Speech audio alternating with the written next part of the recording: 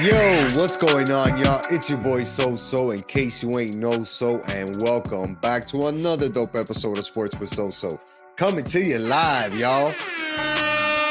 This week, the Dolphins win again on the road in the friendly confines of Washington. The Heat go 1-2 in some high-scoring games, and the Panthers are 2-3 on their road and try to get the home record back.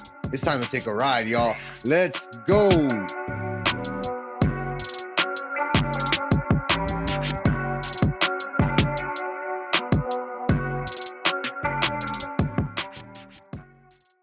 We're back winning again. Yes, again, my friend. A dub always warrants more and more conversation. You know what I mean? We got to keep talking about them. I mean, why wouldn't you want to talk about the number one team in the AFC right now? Literally the number one team in the AFC right now. In case you missed OnlyFans, you're slipping. Go out there and watch it. If you did watch it, we appreciate the feedback. We appreciate the like button. Make sure to continue to tell a friend to tell a friend to tell a friend. Hit that subscribe button. And more importantly, those notifications, because when these videos drop, they're fire, dog. And that game was fire. Just like the OnlyFans shirts. Amazing shirts, man. Yeah. I keep forgetting to post it. I got to post it on the shirt. Bro, they're fire. Limited quantities available, but there still are some. So hit up hit up Steve at Empire Boutique and get yours today. We got them. And like now is the perfect time to go out there and rep OnlyFans, be a real big, loud, obnoxious Dolphins fans, because after that 45-15 win against Washington in Washington, you got to feel real good about this team. And more importantly, we didn't really touch on it too much in the recap, but it was friendly out there, dude. Like, there were a lot of Dolphins fans. There was a lot of loud cheering whenever anything happened well for the Dolphins. Sacks, tackles, catches, anything. It felt like it was a home game, or at least a neutral field game for the Dolphins there. Yeah, we saw a lot of aqua and orange in the crowd at I don't even know what's their stadium, the Commander Stadium. I think it's like FedEx. Oh yeah, it might be FedEx Field. You might be right. It might be FedEx Field, but there was a lot of aqua and orange out there, bro. We were well represented by the traveling fan base. Yeah, absolutely. And even though the game was never in doubt, you know what I mean? There were things that you can look back on and be like, man, I wish we did a little bit better at this, or we did a little bit better at that. And for me, you know, what kind of gave me a sense of relief is that we had no turnovers in this game. You know, Tua didn't turn over the ball. We had no interceptions, no fumbles, and we touched the ball a lot, obviously, right? To put up 45 points, you're running a lot of offensive plays, and we had no mistakes. And I feel like whenever the Dolphins can play, like, not perfect football, because it's never such a thing as perfect football, but not giving the opponents any type of momentum, not giving them any type of belief, not giving them any type of good field position. All of that happens when you give teams opportunities with turnovers, dog. And I'm glad that we were able to have a week where we didn't see anything of that nature. Yep, and we saw AFC rival opponent go down later in the day, which, as you were alluding to earlier, the Dolphins, are sitting at number one right now after Kansas City lost last night to the Green Bay Packers at Lambeau Field. So you got to be feeling pretty good about the spot that we're in right now. Absolutely. I mean, Joel, if you would have told us when we started this week one, hey, by week 13, you guys would be 9-3 leading the AFC, I would have been like, bro, everybody in the AFC got hurt. You know what I mean?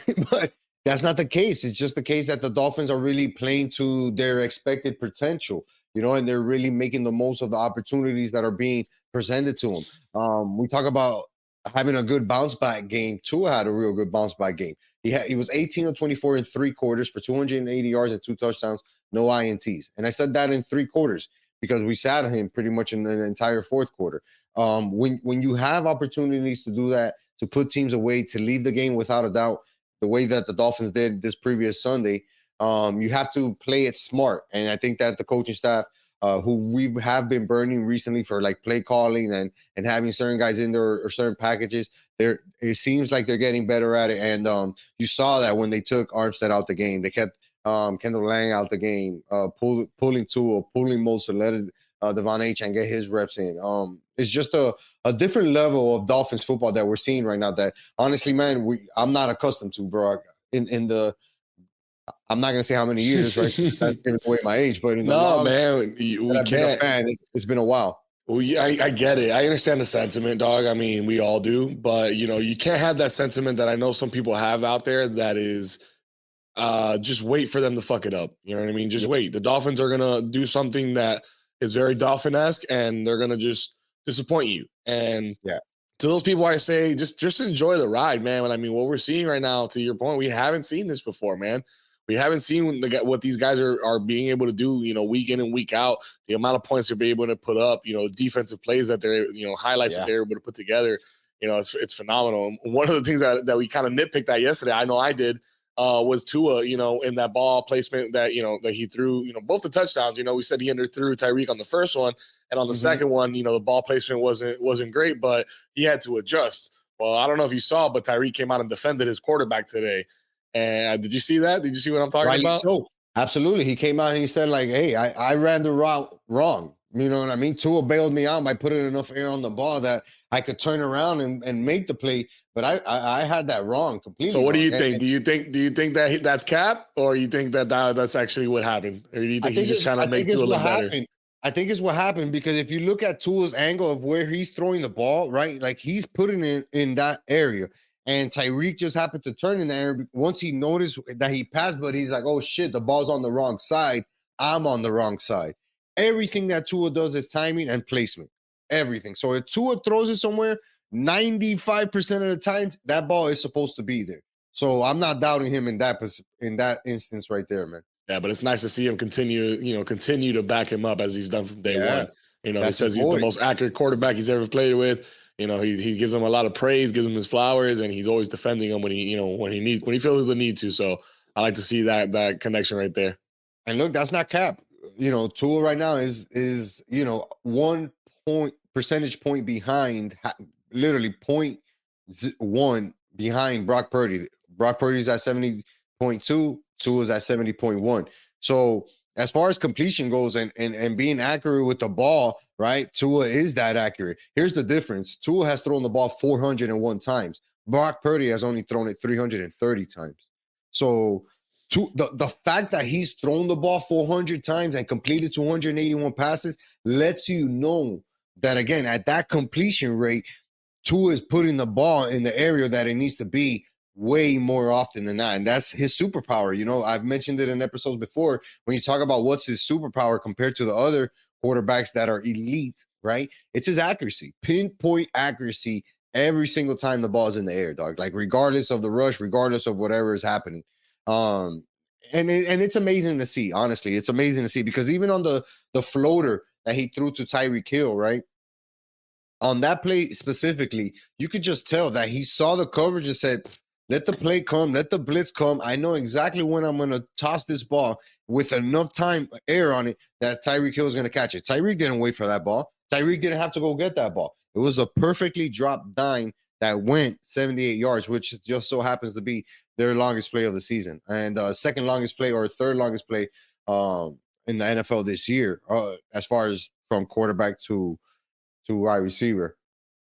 I think that we're definitely underestimating, right, how good this offense really is at the moment because we're just seeing it happen week to week. But when we do our yearly review and we look back at this team and what it accomplished, dog, like it's gonna be one of the greatest Dolphins teams ever. And it's exciting because we still have more to go. We still have winnable games up ahead, and we still have things to improve on. One thing that I think that we could improve on as a team is just as far as offensively is not having those lapses, right? And then in the second quarter, yeah, we did a lot of scoring in the first half, and in the second half, we didn't do as much scoring. Granted, we pretty much coasted it for a quarter, but I do want to see drives result in field goals, if nothing else, right? Not where we're getting 3 punts in a row. Granted, teams are going to step up. We're not going to score on every single drive, but I do want to see us walk away with points when things are ugly, right? And kind of achieve that next level of offense. And on defense, it's just always be sharp with our tackling. We saw that the times that Brian Robinson got away from us or that Sam Howell got away from us, it was on, broken tackles where the initial guy who got to him, whether it was for a sack or a tackle, didn't bring him down. So those are things that I think we have to do better, and those are things that I think are getting pointed out, and we'll see it on Tuesday night when it drops on Hard Rock, right? I Hard think Knocks. yeah, I'm looking forward to Hard Knocks, that's for sure. But I think the most important thing that the Dolphins can do right now is get healthy. So Yeah. many injuries, dog. I mean, we just lost Jerome Baker. You know, it was announced that he's going to be week to week. So we're in the market now for another linebacker, and I know that Rax shared with us a little while ago. You know that the news that we're maybe in talks with a former number one round pick. Can you give us a little bit on that? Yeah, Foster. I forget his first name. Is it I think it's Reuben Foster, maybe? Reuben Foster. Reuben Foster, former 49er, was playing in the USFL. I think he got to work out. And look, funny enough, I was talking to Martin before we recorded today. What we need there is just depth. Continue to build up the depth, because what we've seen is that the hunger is not only in the first level of the defenders, it's in the second group and in the third group of guys who are getting minutes and the rotations. We saw Van Ginkel come up with big plays. He's expected to do well for us, played well. Agba expected to do well for us, played well. Duke Riley stepped up in Jerome Baker's absence. And Duke Riley's a dude who's been here for 2-3 years, so he's very familiar as to what it takes to be a Miami Dolphins, right? And what's the expectancy for this year. So I think these guys have been playing with that mentality and practicing with that mentality of, I might be called up on next and I need to be ready, because this is a real contender and I don't want to be the guy who is the let off, who is the drop off, right? So I think that we're expecting those guys to come in and really make plays.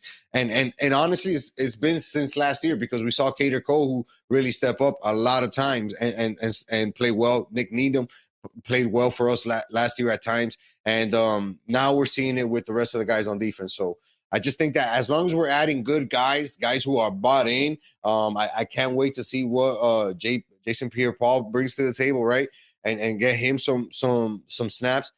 Those are guys that are going to feed off the hunger, feed off the energy of the first teamers, and provide something in their short stints. I really truly believe that.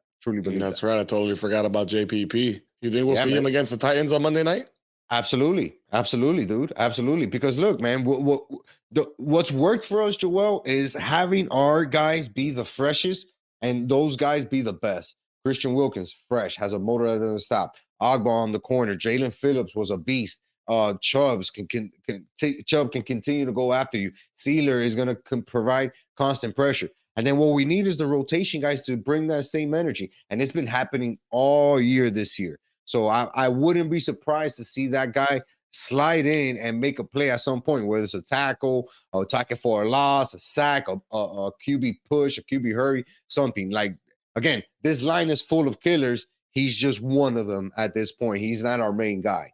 And when you're playing with that much ammo, right, it's easy to get some explosive plays from your defense. And look, this is the second week in a row where we see a defensive touchdown.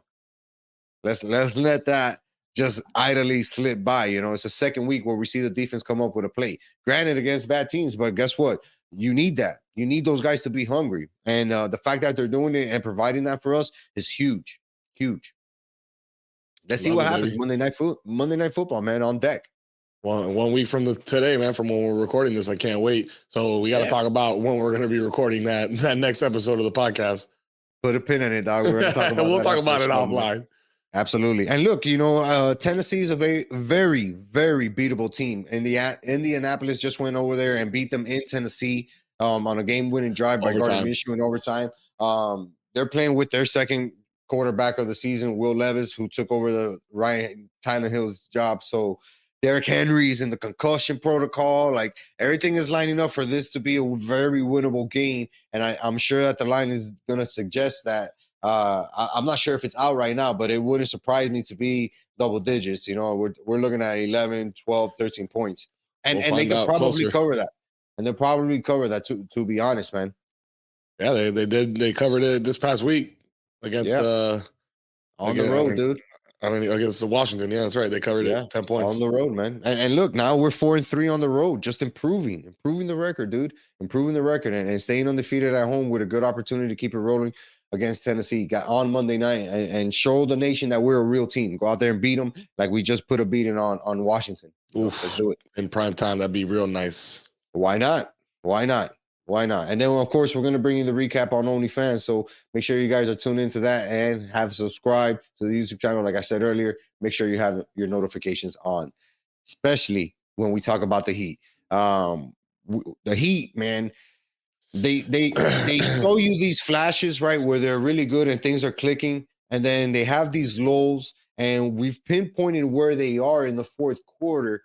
But what's bothering me, right, is the lack of mental strength in that rotation, because I think that we can't just depend on Jimmy and Bam, right? And granted, we didn't have Jimmy for one of the games. We ended up not having Bam for one of the games that we lost because he left early with a hip injury.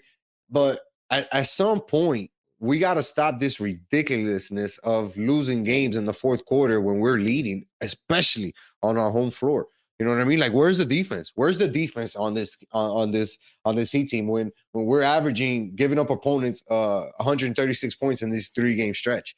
You know, we lost 131 to 124 to the Bucks after being ahead again in the fourth quarter. And we gave up 38 points in the fourth quarter. You know, Bucks ended that game with a 16-6 run in the final 3.5 minutes, just about. And once that happened, it's like he either ran out of energy or didn't have enough firepower. I don't know which one it was, but I mean, we didn't have Jimmy that night. That's gonna hurt us. We got Bam. Bam had a phenomenal night. He put up 31 that night, but yep. I mean, you don't have somebody to compliment when it's just him by himself. It's tough, bro. You got an all-star cast in Milwaukee. So Yeah. it's not that easy to have, we got everything we wanted out of Bam and then some. But yeah, I agree, man. We shouldn't be with the lead, so a game like that, what it means, we got to close those out, especially early on right now in the season. We got to get ahead as much as we can. Absolutely. And look, man, I get it. Jimmy was out, and that's a big miss for us. But at some point, we're going to have to learn how to win without him, because it's evident that he's going to be on some type of, minutes restriction or whatever. And the Heat cannot afford to lose these games. Not only does it drop us in the standings, obviously, when you lose, it hurts. And because it doesn't keep you in that competitive edge where you need to be to compete for the top 4. But what it does for our team is just cause bigger holes in the rotation, because now Spo doesn't necessarily trust everybody. Now Spo maybe goes to a 6-man rotation, an 8-man rotation. And that really hurts us in the long run, because now we're depending on guys to give us better stretches. Like Jaime Jaquez, he's been balling out for us. But imagine having this kid play 42 minutes for us, if that's what it takes to win. At that point, you got to look at it and be like, all right, why is it taking this kid playing this much and exceeding his expectations in order for us to win? Like, that shouldn't be the case.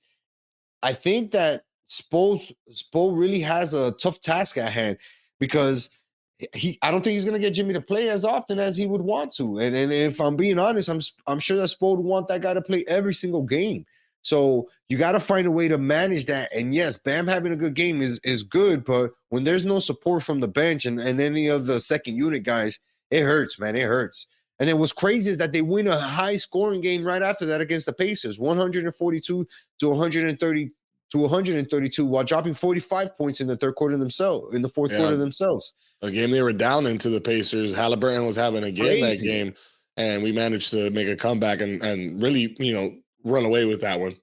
Bro, how much of a baller is that kid, dog? Halliburton is a stud. Yeah, that kid's a stud, bro. I didn't even know the Pacers were that good, and he's one of the main reasons why they're whatever they are right now.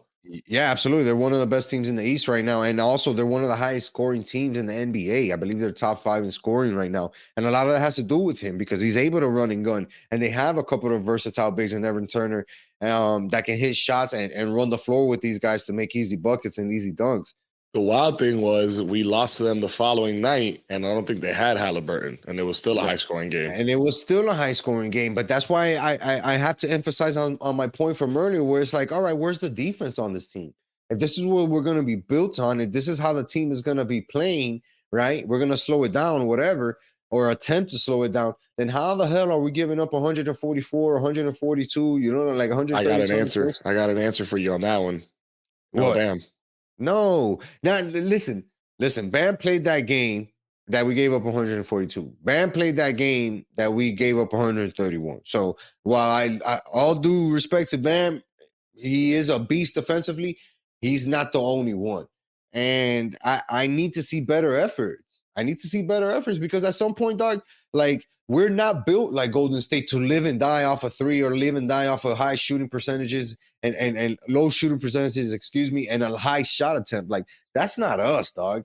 We need to win games like at 100, below 100, right around that area. When we get into that 120 spot, yeah, we're hitting shots, no doubt about it. But that means that the other team is also hitting shots, and we can't stop them hitting shots. You know what I mean? And like that's something that while it's involving in this current NBA, like you have to find a solution for it. You have to find a solution for it. So maybe it's Jimmy playing more. Maybe it's having a more defensive unit out there. I don't know. Maybe it's finding a center, you know, or letting Jovic play a little bit. Nikolai Jovic hasn't even really seen the floor for us. Like, what does that look like? And if he's not seeing the floor, it has to be for a reason.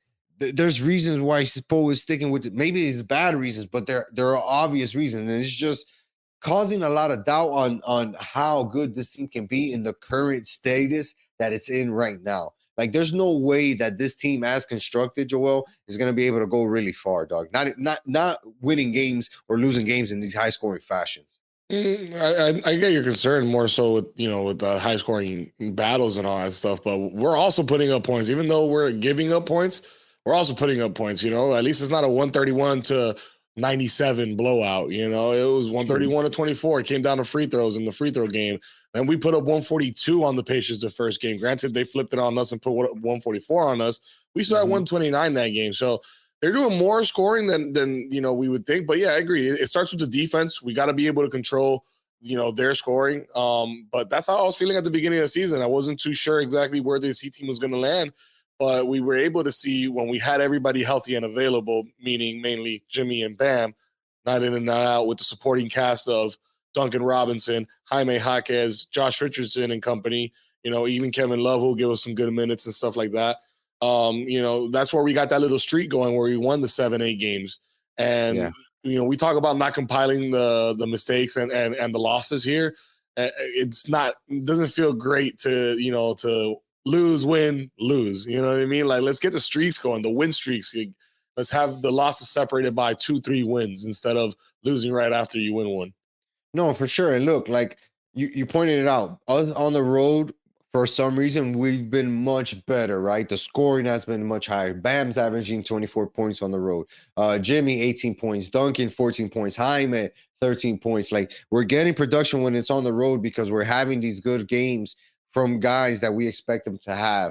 But at some point, we have to find consistency. At some point, there has to be a defensive effort to say, hey, this is how we're going to try to win the game. Let's try to slow it down and figure out a way to stop this team.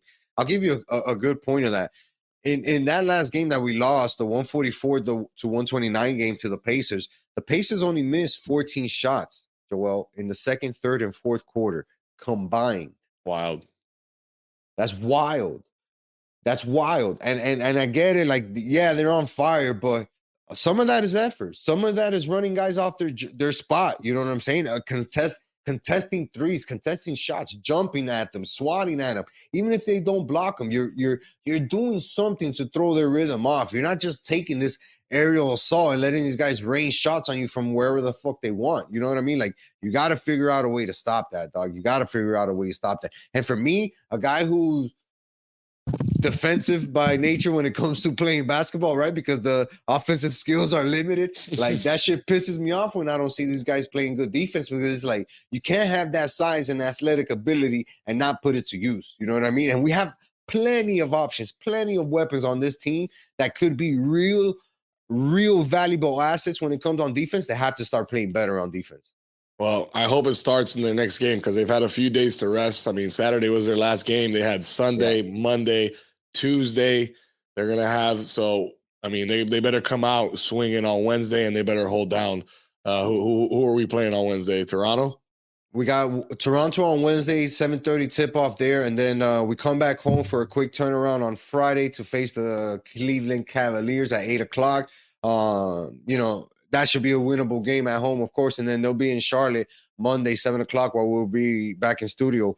Damn, so Monday the Dolphins and the Heat play next week. Yeah, man. Yeah, man. So we're probably And for maybe sure even the be Panthers recording too. soon. I haven't even looked that far ahead yet. You know that they're playing the same day, dog. Are they really? Are the Panthers really playing the same day?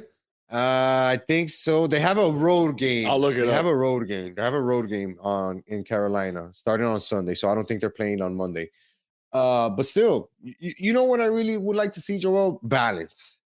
You know, something that we saw in the Dolphins game this weekend, as far as run pass, I want to see balance on this Heat team between offense and defense, right? Like, don't be one of these teams that just look good, really good nights, the nights that you win, and then you look like complete crap the nights that you lose. You know what I mean? Like, let's find some balance. You know, let's not lose games by more than 15, 12, 13 points. Let's stay under that double digit. Let's win games that are not necessarily blowouts, right? Where we win a couple of close games that are either we're ahead in the fourth quarter or we have to come back in the fourth quarter. That's what I want to see from this team. Because lately I've been seeing like the complete opposites, the extreme opposites, winning by a lot, losing by a lot. That's not really Heat basketball. I need to see some type of consistency from this Heat team because I know they have it within them, right? We've seen the spurts of Jimmy, Bam, Jaime Jaquez, Josh Richardson is playing a lot better now offensively. Duncan's been really playing well. Caleb, since coming back, has been really contributing.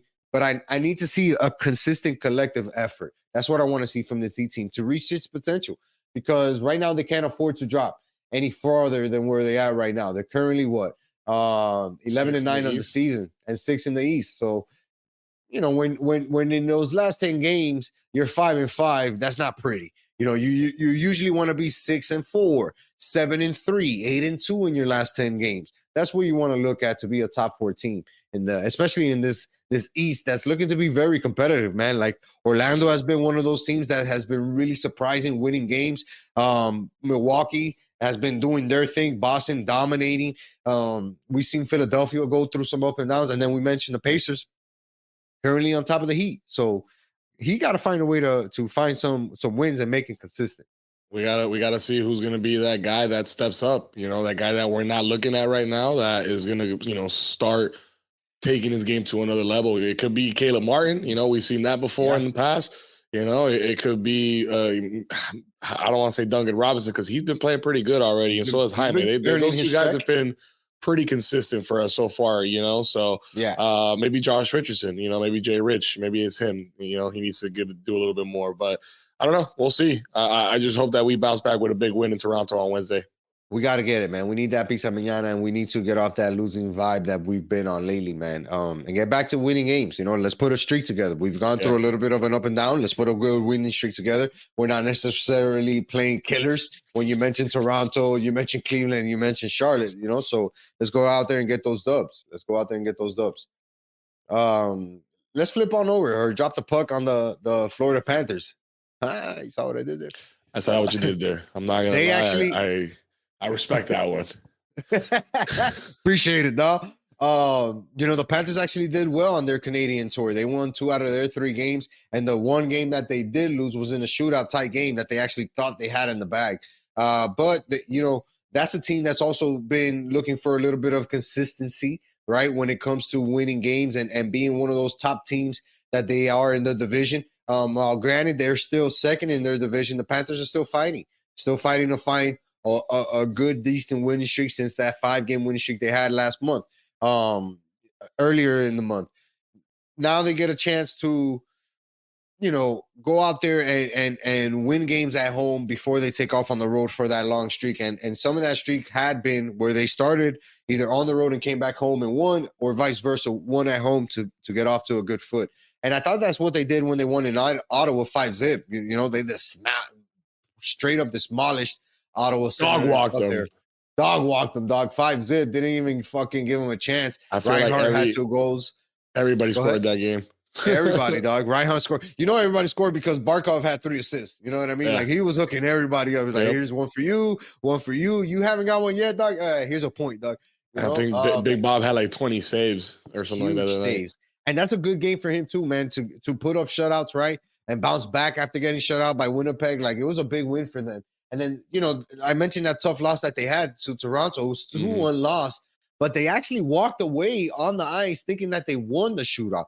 Evan Rodriguez's goal was disallowed after the review showed that he touched the puck twice on his deke, which is a fake move, while he was shooting on the shootout, which is obviously an illegal move in hockey. And then they ended up, dude, both teams were in the locker rooms. Like, goalies had taken all their pads off, which is like 50 pounds of equipment, you know, so they take all this stuff off and then boom, hey, you got to go back out there and, you know, finish the shootout because it's not over yet.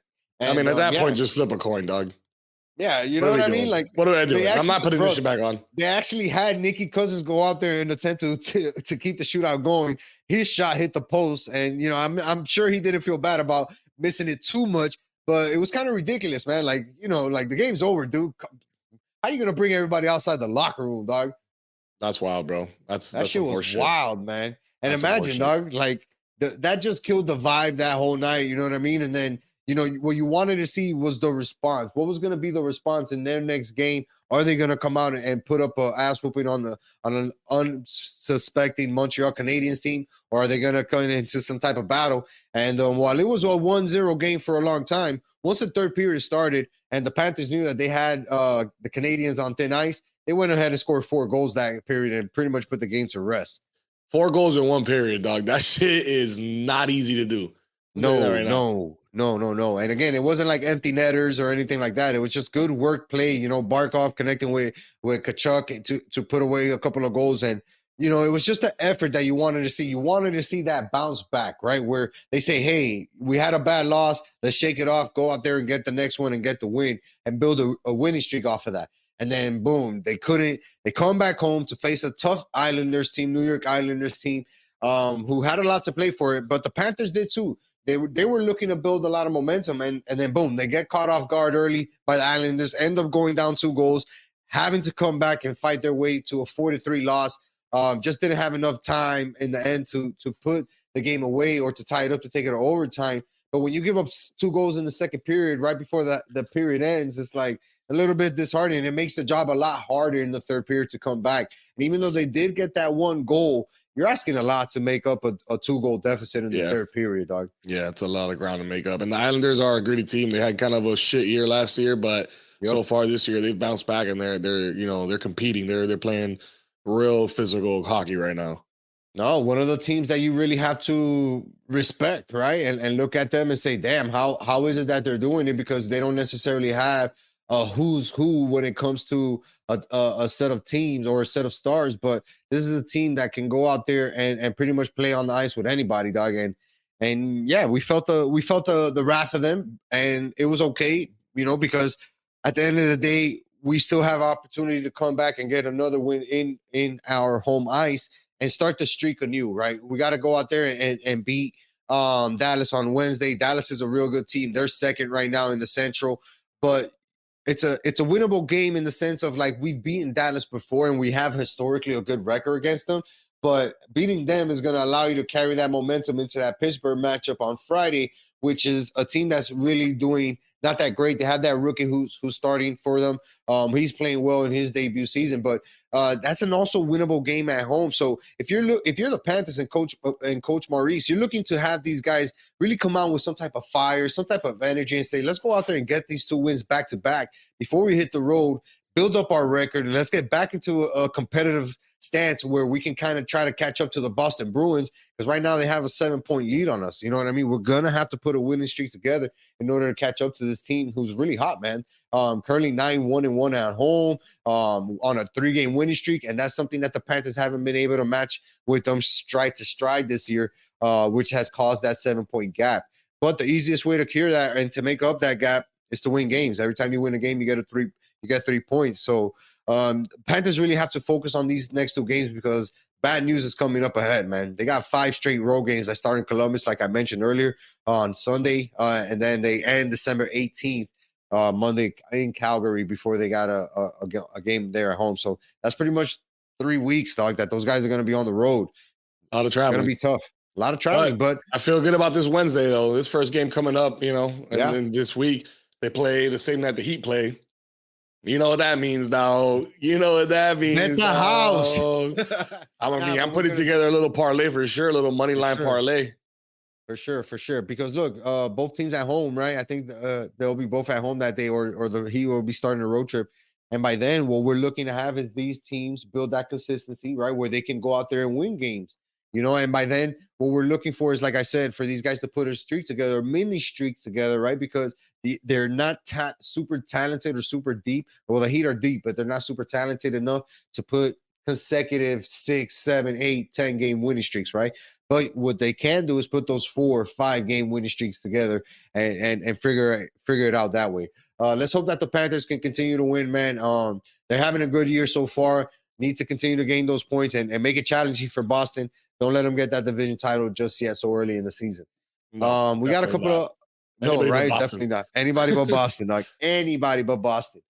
We do have a couple of honorable mentions before we wrap up the show, Joel. Let's jump into the world of golf. Scotty Scheffler goes out there and wins the Hero World Challenge with the 20 under par. Didn't have a great last round, shot a 68, but when you come out the gate with a 65, 60, 69, 66, and a 65, you're putting yourself in a real good position to win the tournament. Yeah, I didn't catch a whole lot of it, but I know that this was Tiger, his debut this year, this season so far. Even though he didn't do too great, I saw he was like 1 under going into Sunday, which obviously doesn't look good when you got guys in double digits and the winner ultimately winning by 20. But Hero World Challenge, it's a little bit of a smaller field, so you also don't get that. You don't get the wild card guys that just get real hot one day. So you're some of the best guys in the world were at this tournament, but They were. it's a smaller size field. I think one of the biggest headlines that came out of this was the whole situation between Colin Morikawa and Matt Fitzpatrick, where Matt Fitzpatrick basically snitched on him to a rules official and cost him a couple of strokes. Yep. The good old competitive golf, right? Like I saw that guy. You know what I mean? Like you think I didn't see that, but I saw it, and it was actually Fitzpatrick's caddy who saw the penalty happen, right? Where the guy, I think it was he. What was it again? He so didn't he see the stroke or something like that. It was on the putting green, I believe, and he used a tool which is not illegal to utilize to kind of measure the break of the green or the read of the green or something or another like that. He wrote it down in his yardage book and his greens book, which that right there, that action is illegal and would incur the penalty. So it was right in the end. But yeah, that was kind of the biggest headline that came out of this event, even with Tiger Woods playing and Scotty Scheffler, ending up back on top because he had a kind of a weird year this year with his putting and all that. So it was good to see him, draining some and getting back up to where he was. Hopefully he's primed for another run this year. Sure, and JT too, right? JT had a good little run this weekend. He played some good golf, kept himself in it, right? Was in the top 5, top 10 of the leaderboard for pretty much the last 3 days of the round. So it was pretty cool. And Seb Straka, man, he actually put up a 64 that day, gave Scotty a real run for his money to win the tournament, and came up just short. But it was a good run by him as well, man. And like you said, Seb's a good player, man. He's been having a good year too ever since he switched over to Kevin Kizer's old caddy, which is Dewey. Dewey's his name. They've been having good year ever since he got on the bag, and he had a really good weekend at the Ryder Cup weekend too. So he's just capping that off. Yeah, man, it's good to see him build it up, bro, and get that momentum, right, heading into the big tournament coming up with a bunch of tournaments coming up on the PGA Tour, man. It was. I got Sep winning here in Florida. I'm gonna call that now. Yeah. I have a feeling because I believe he already won at the Honda Classic. So I think he practices a lot here in Florida too. I think he lives here in Florida. So I think he's primed to win one of the events, whether it's the Bay Hill or whether it's the Copperhead over at Innisbrook or whether it's the Players Championship. The Copperhead, possibly. You said? Hey, is that what you said? Maybe one of those, or maybe he wins the Honda again. Who knows? But yeah, I think he wins in Florida again this year. When you mentioned Copperhead, it reminds me of my round that I had there one day. It was a pretty good round. It wasn't my worst round, but it wasn't my best round. Hey, we'll be back, round. Baby. We'll be back, though. We'll be back. Oh, yes, sir. Let's talk about the Canes real quick. Canes football bowl game started. It got announced, and the name just calls out to me, dog. It's the Bad Boys Mowers Pinstripe Bowl in New York City, December 28th against Rutgers. I have no idea, and I had no idea that Bad Boy was even had a mower department or anything like that. So that shit. Is this Bad Boy like Diddy Bad Boy? I don't know. I got to do more. I got to double check. I don't think it is. You don't want to be affiliated with Diddy right now, dog. Absolutely not. That guy's getting roasted for good measure. Yeah, but like you called it though last week. Hey. TVD entered the transfer portal literally like right after we shut down the podcast last week. And Bain won defensive rookie of the year for the ACC, which was awesome. He had a great year, rightfully deserved. Yes, Cam Kitchens announced for the NFL. I think who else? The defensive tackle. His name escapes me right now. Vic is going to kick my ass. But he also declared he's projected to be one of the top 2 defensive tackles picked this year in the draft. So yeah, a lot of talent here on this Canes team, dog. There's no doubt about it. But these dudes have to find a way to put it together, and that's on Cristobal. You know, now we're heading into year 3. Got to make some improvements. Got to find a quarterback. Let's see what happens with this game and how it goes down. And I'm sure we'll do a breakdown, small breakdown, quick breakdown as we get closer. I do have to mention Canes basketball, man. They're doing well. They're 6-1 on the season, early season so far. Tough loss to number 12 ranked Kentucky. They got smoked that game 95-73, but they've since bounced back and continue to keep winning games by double-digit points, which is what you want to see for a Hurricanes team who's full of talent. A lot of guys returned from last year's team, and I'm expecting those guys to put a good run in because they do have the talent, and of course we know that they have a great Hall of Fame coach in Coach L. And I'm excited to see what they can do this year in ACC basketball, man. Hopefully they can pull an ACC title. That'll be dope. That'd be real dope, man. And I hope they take it even further this year in the March Madness bracket. We gotta go out there. Hopefully, you know what? Last year we saw Duke. Maybe this year we should go catch the UNC game when they come down. Keep me posted on that. I'll be down. Yeah, that was a good time. I'm gonna look it up. Yeah, that was fun, Doc. That was fun. But you know what? It is time to go watch some Monday Night Football. And unfortunately, we got to tell you guys that it is time to tell a friend. To tell a friend. Tell one more friend. To tell everybody that they know about this podcast right here.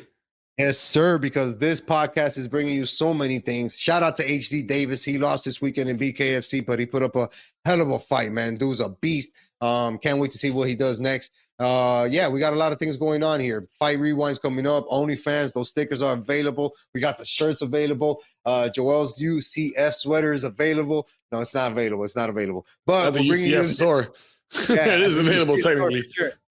But we're bringing you some basic content, man. And that's what we're going to keep doing here. It's your boy So. That's Joel. Until next time. Peace.